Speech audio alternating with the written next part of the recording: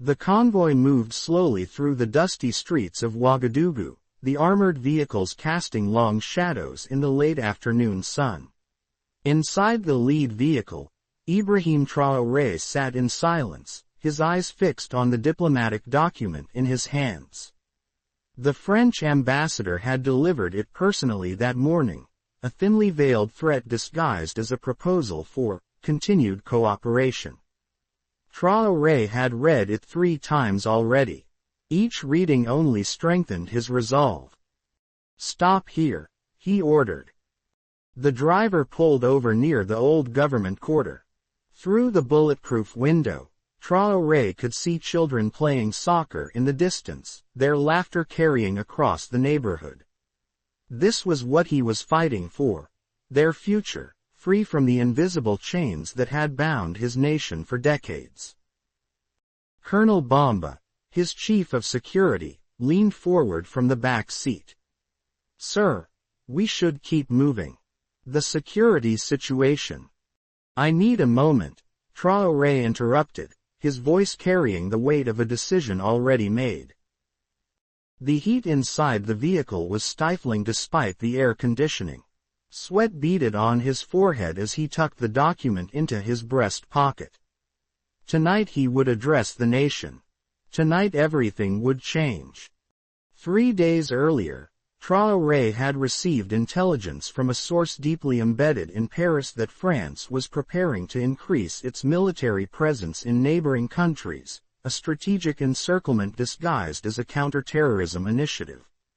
The source had risked everything to provide detailed operation plans, including troop movements, weapons shipments, and most critically, a classified assessment of Burkina Faso's natural resources that had never been shared with his government. Back at the presidential palace, Traoré dismissed his aides except for his most trusted advisors, General Ouedraogo, Finance Minister Kabore, and Lieutenant Colonel Zungrana, who headed military intelligence. "What I'm about to share cannot leave this room," he began, spreading satellite images across his desk. The photos showed French military equipment being positioned at strategic border points in neighboring countries. "They're preparing for something, and we need to move first." General Ouedraogo studied the images with practiced eyes. "These deployments are excessive for standard operations. The pattern suggests they're creating a choke point for our economy." "Precisely," Traoré replied, "and this is why." He placed another document on the table, the classified French assessment of Burkina Faso's mineral deposits. The room fell silent as his advisors reviewed the pages. "The numbers are 3 times our official estimates," Finance Minister Kabore whispered, her face pale. "Gold, manganese, zinc, lithium, they've known all along. And they've been undervaluing our exports for decades," Traoré added. "The mining contracts they pushed us to sign were based on deliberately falsified data." The discovery had come by accident. One of Traoré's intelligence officers had intercepted a diplomatic pouch containing outdated reports intended for destruction. Instead of destroying them, the officer had recognized their significance and brought them directly to Traoré. Cross-referencing those reports with information from friendly nations confirmed the truth. Burkina Faso had been systematically exploited through manipulated resource valuation. Lieutenant Colonel Zungrana cleared his throat. "Sir, if you confront France with this evidence, they'll activate contingencies. We've detected increased chatter among their intelligence networks over the past week. They suspect we know something." "I'm not going to confront them," Traoré replied, his voice steady. "I'm going to act." That night, Traoré worked until dawn drafting his statement. The words had to be precise, firm enough to demonstrate resolve, measured enough to prevent immediate retaliation. By morning, he had finalized his plan.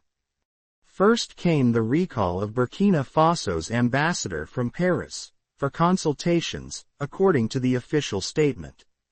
Next, a series of carefully orchestrated meetings with ambassadors from Russia, China, and Turkey to discuss new economic partnerships.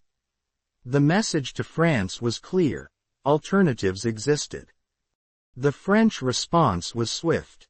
Their foreign minister called personally, his tone oscillating between concern and veiled threats.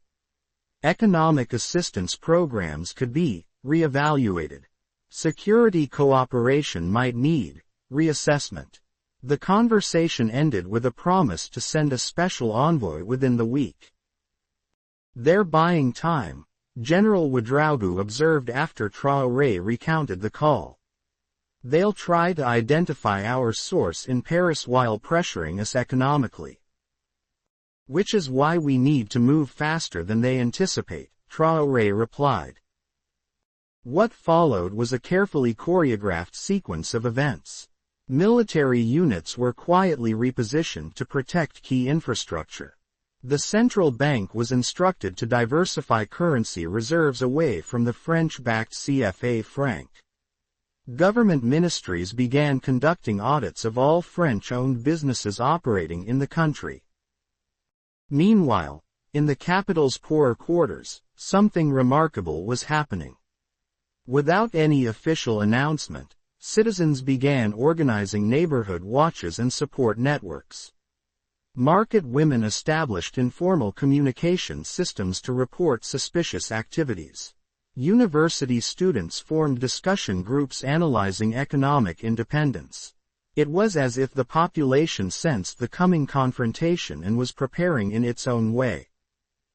7 days after receiving the intelligence, Traoré invited the diplomatic corps to a formal reception at the presidential palace. The French ambassador arrived last, his usual confidence visibly diminished. Throughout the evening, Traoré was cordial but distant with him, spending most of his time engaging with representatives from African nations and emerging powers. As the reception concluded, Traoré asked the French ambassador to stay behind for a private word. In the presidential office, with only Colonel Bamba present, Traoré placed a folder on the desk between them. "This contains evidence that French intelligence has been operating an unauthorized surveillance program targeting our government officials," he stated calmly.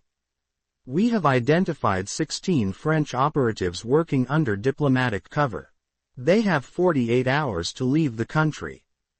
The ambassador's face remained impassive, but his hands trembled slightly as he reached for the folder. "These are serious allegations, Mr. President. Perhaps there's been a misunderstanding that could be resolved through—" "There is no misunderstanding," Traoré interrupted. "We also have copies of your government's geological surveys of our country, the real ones, not the versions shared with us. We know the true value of what has been taken from our soil." A heavy silence filled the room.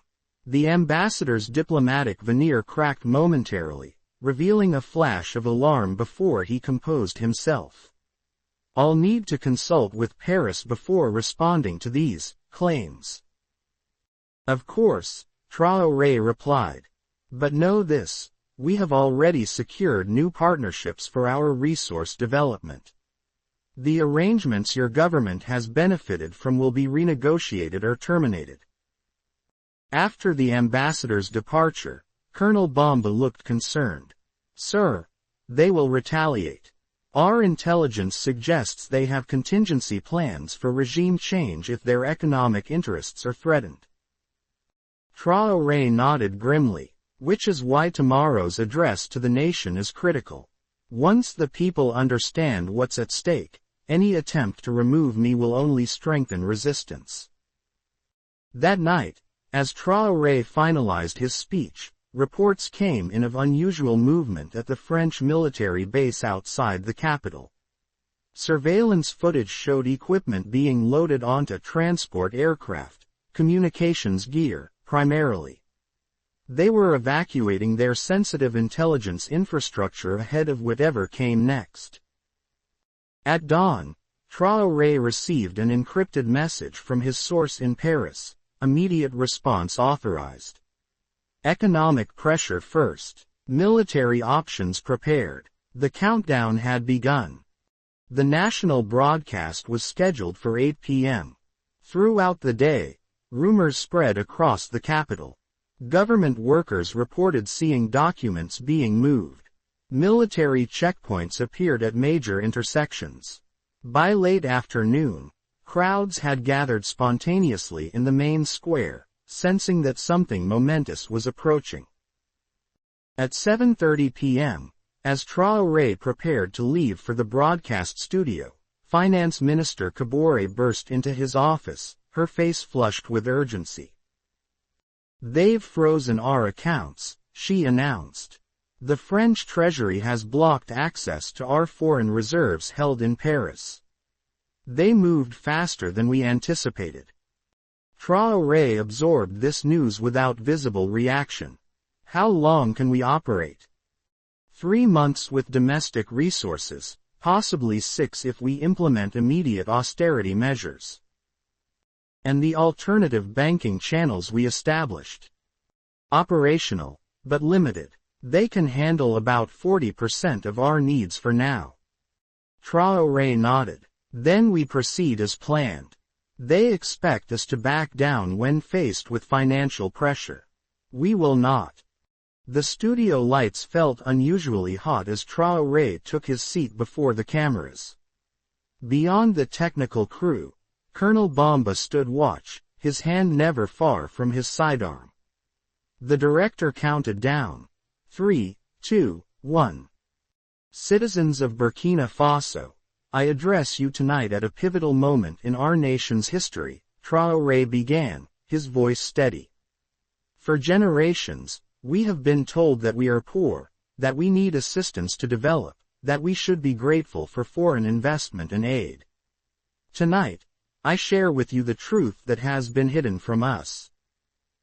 Over the next 30 minutes, Traoré methodically presented the evidence of resource exploitation, showing side-by-side comparisons of the false valuations given to the government and the true assessments discovered in French documents.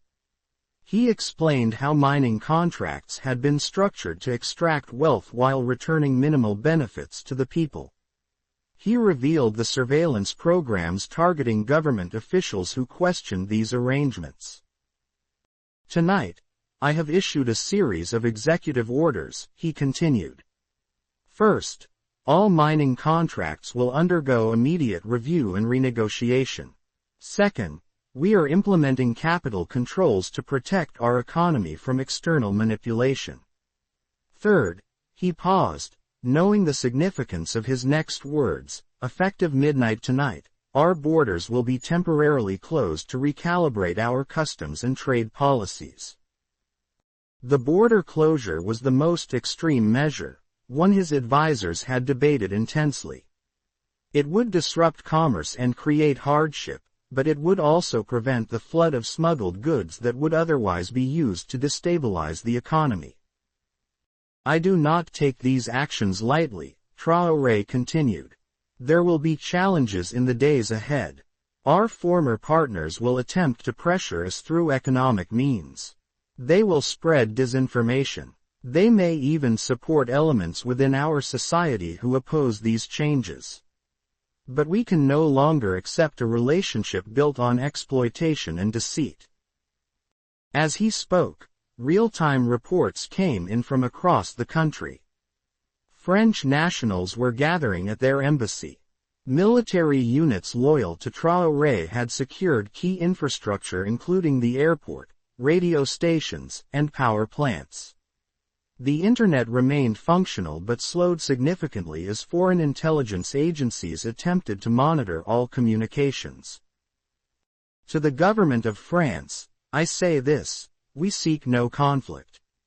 We desire relationship based on mutual respect and fair exchange. But the era of exploitation is over. The resources of Burkina Faso belong to the people of Burkina Faso."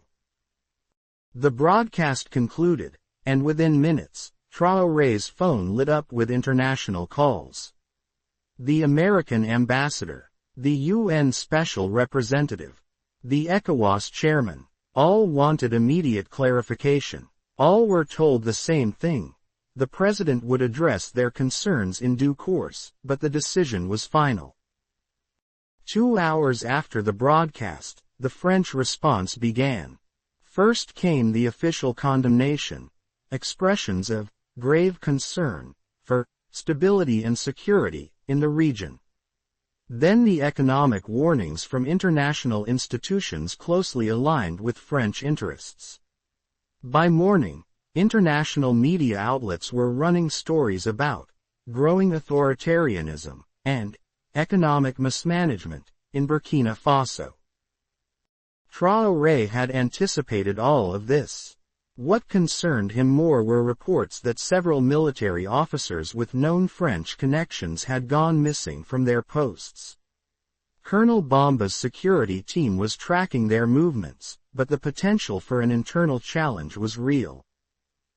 3 days after the broadcast, as the nation adjusted to the new reality of closed borders and economic uncertainty, Traoré received intelligence that a special French military unit had been dispatched to a neighboring country. Their purpose was unclear, but the timing was suspicious. They might attempt an extraction operation, Lieutenant Colonel Zungrana suggested during the morning security briefing. Either to remove their remaining assets or to insert new operatives. Or they might target you directly, Colonel Bamba added grimly. We should relocate you to the secure facility outside the capital. Traoré shook his head. No, the people need to see me. Hiding now would send the wrong message. Instead, Traoré increased his public appearances, visiting markets, hospitals, and community centers. He explained the government's actions directly to citizens, acknowledging the temporary hardships while emphasizing the long-term benefits of economic sovereignty. These appearances were minimally announced beforehand and heavily secured, but they achieved their purpose, demonstrating confidence and building public support. 1 week after the border closure, the first major test came. Subsidized goods, fuel, rice, cooking oil, began running short in some areas. Small protests emerged in 2 provincial cities. Foreign media immediately amplified these incidents, presenting them as evidence of widespread discontent. Traoré responded by activating the emergency distribution system his government had quietly prepared. Military trucks delivered stockpiled supplies to affected areas. Local leaders were empowered to address specific community needs. The protests dissipated as quickly as they had formed. Meanwhile, diplomatic efforts intensified behind the scenes. Traoré's foreign minister engaged with African Union representatives to explain the evidence behind their actions. Selected documents were shared with trusted regional partners. Gradually, a coalition of supportive nations began to emerge, countries that had experienced similar forms of economic extraction and recognized the pattern. 10 days in, the French strategy shifted. Direct pressure having failed, they attempted division. Suddenly, opposition figures who had been living comfortably in Paris were giving interviews, announcing their intention to save the country from Traoré's reckless policies. Financial support flowed to sympathetic media outlets within Burkina Faso. Religious and ethnic differences, long managed through careful governance, were suddenly being inflamed through targeted messaging. It was at this critical juncture that Traoré made his boldest move. Rather than fighting the disinformation campaign directly, he ordered the complete release of all documents relating to resource exploitation. Not just to media, but directly to the population through radio broadcasts, public displays, and community meetings. University professors were enlisted to explain complex economic concepts in accessible language. Military officers with technical training conducted information sessions in remote villages. Knowledge became the most powerful weapon in this unconventional war. Citizens who understood exactly how their nation had been exploited became immune to manipulation. Communities that recognized the true value of their resources became partners in protecting them. 2 weeks after the border closure, Traoré received word that the French president was requesting a direct call. His advisors were divided on whether to accept. It could be a genuine attempt to de-escalate, Finance Minister Kabore suggested. Our economy is showing resilience, but normalization of trade would still benefit us. Or it could be an attempt to buy time while they position assets, countered General Ouedraogo. Traoré considered both perspectives. I'll take the call, but on our terms. The conversation will be recorded and later made public. No private deals. The call was scheduled for the following morning. That night, Traoré worked late in his office, reviewing economic data and security reports. The initial shock to the system was stabilizing. New trading partners were emerging. Alternative supply chains were developing, albeit slowly. Most importantly, public support remained strong despite hardships. As midnight approached, Colonel Bamba entered with urgent news. Sir, we've intercepted communications indicating a potential operation tomorrow morning, timed to occur during your call with the French president. What kind of operation?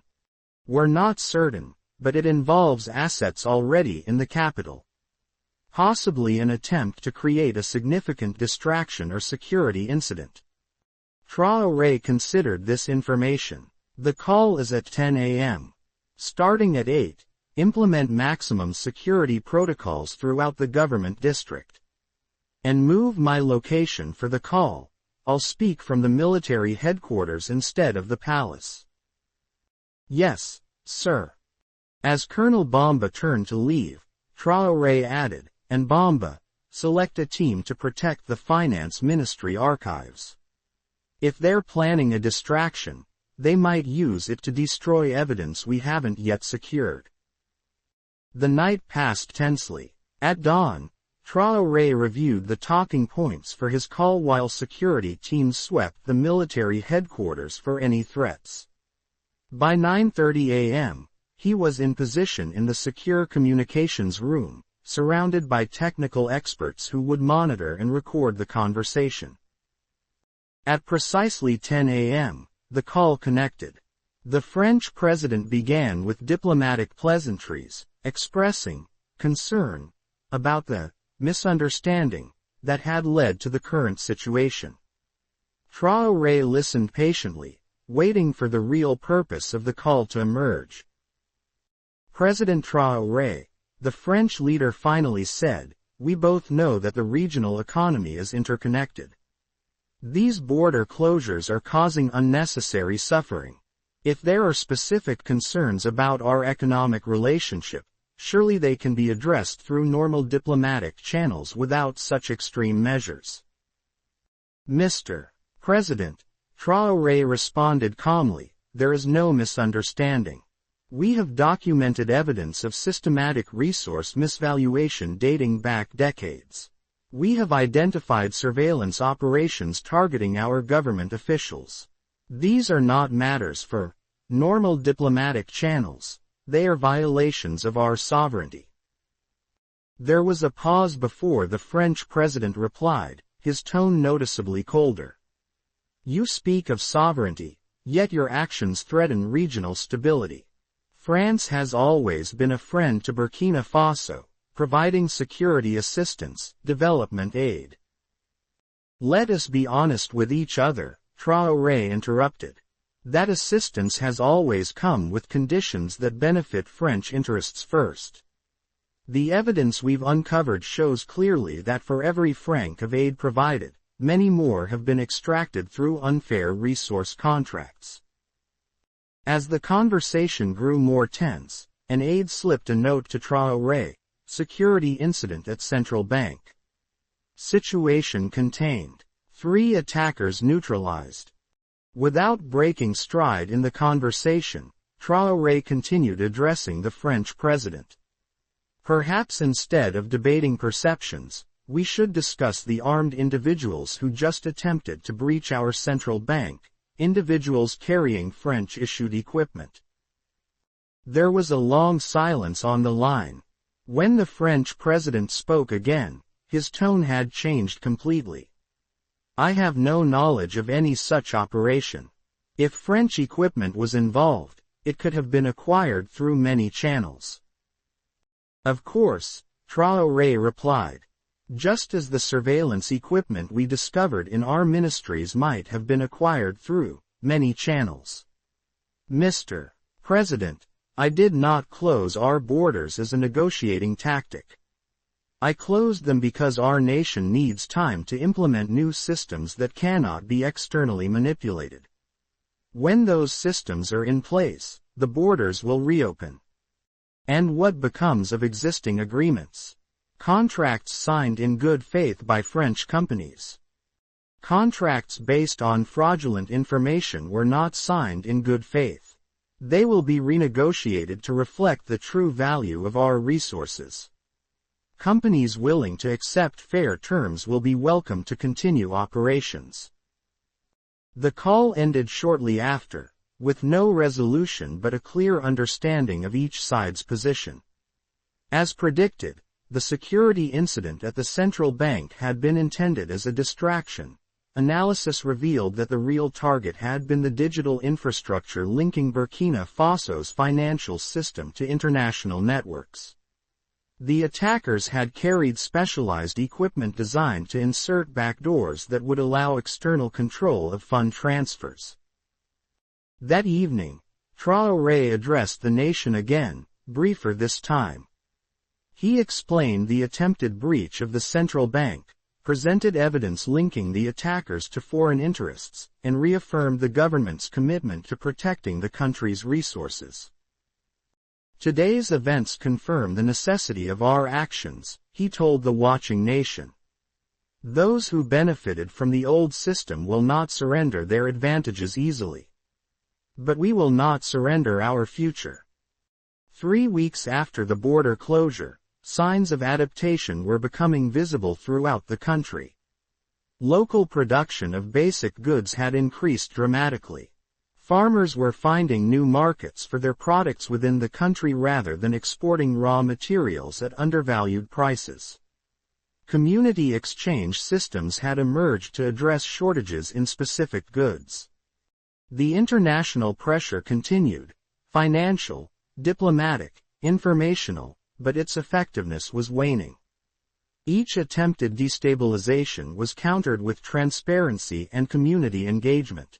When foreign media reported growing food shortages, the government responded by broadcasting interviews with market vendors and consumers showing the actual situation.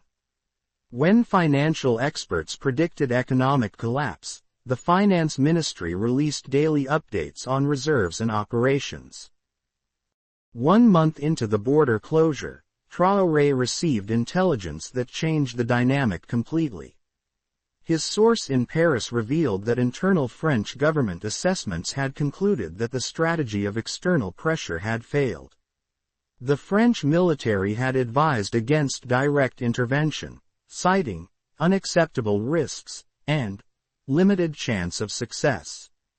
Most significantly, other former colonies were watching Burkina Faso's resistance with interest, considering similar audits of their own resource contracts. The French government was preparing to shift to a new approach, one focused on salvaging what economic interests they could while publicly disengaging from the confrontation. Their public narrative would present Burkina Faso as a minor trade partner whose domestic policies were its own affair, while privately they would work to ensure that Traoré's model of resource nationalism did not spread. Armed with this intelligence, Traoré gathered his advisors to plan the next phase. The immediate pressure is subsiding, but the real challenge begins now, he told them. We've created space to implement our new economic framework. We need to ensure it delivers tangible benefits quickly. Over the following days, Traoré signed a series of decrees implementing the new resource management system. Mining operations would continue, but under restructured agreements that directed a significantly larger percentage of profits to national development funds. Foreign companies would remain involved but as service providers rather than resource owners. Most importantly, processing facilities would be developed within the country, creating jobs and adding value before export. 6 weeks after the initial border closure, Traoré announced a phased reopening.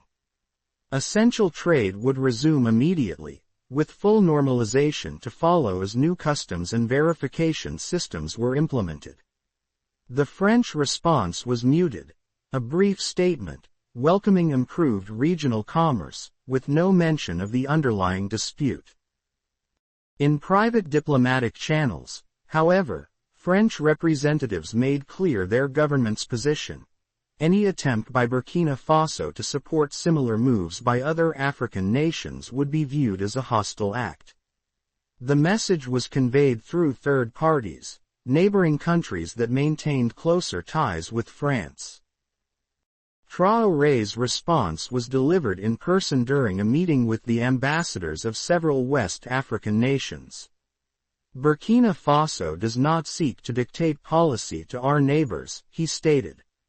We have simply demonstrated that economic sovereignty is possible. Each nation must chart its own course, but all deserve to know the true value of their resources. In the months that followed, Burkina Faso experienced both hardship and renewal. Some foreign companies withdrew, creating temporary unemployment. Others accepted the new terms, recognizing that fair profit was still possible within a more equitable system. The government directed resource revenues toward infrastructure development, education, and healthcare, creating visible improvements that reinforced public support for the difficult transition. International financial institutions predicted economic disaster, but their models failed to account for the creative adaptations emerging at the community level. Local production expanded to fill gaps left by reduced imports. Regional trade networks developed that bypassed traditional colonial-era patterns.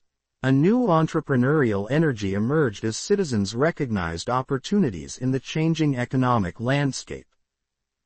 1 year after his final warning to France, Traoré stood at the inauguration of the country's first gold refinery, a facility that would allow Burkina Faso to capture the full value of its most precious resource rather than exporting raw materials.